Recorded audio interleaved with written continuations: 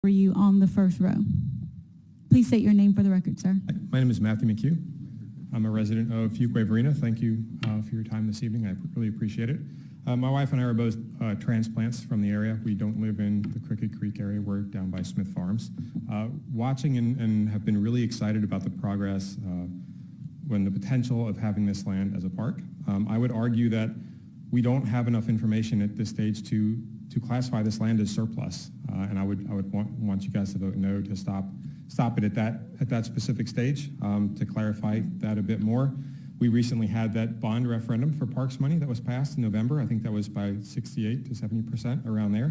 Somewhat of a landslide vote, really showing you where the mindset of our citizenry is. Sorry, I may make up a few words here and there as I stumble through. But the headspace of everybody in Wake County is that we want more parks. It was stated earlier that 40% rather of the county is within a 10-minute drive of our parks, which means that 60% isn't. And as stewards of our land and stewards of our growth, as we look to strategically plan for where we're going to be 5 or 10 years from now, it's up to us to look at all of our holdings with a discerning eye, looking at all of that land and saying, what could we potentially use it for? That old golf course, it's nice looking. I've been there once or twice. It's got fully paved walkways. It's got electricity. It's got plumbing. All that other stuff that I'm sure a lot of other land that we own doesn't have. Performing a cursory search at some of the Wake County properties and just looking at the Wake County Revenue Department real estate records.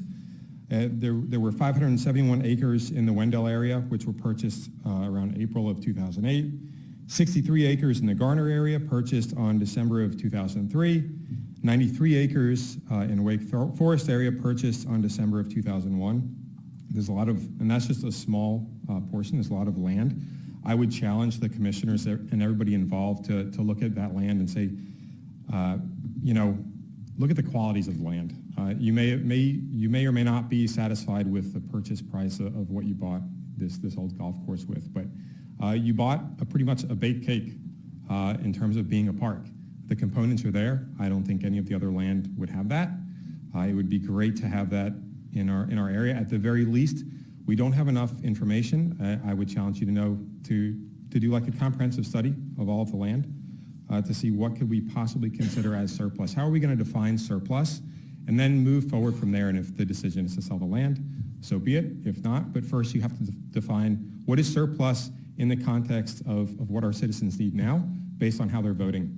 When they're voting overwhelmingly to support parks, that's something that we really need to take a closer look at. Thank you for your time.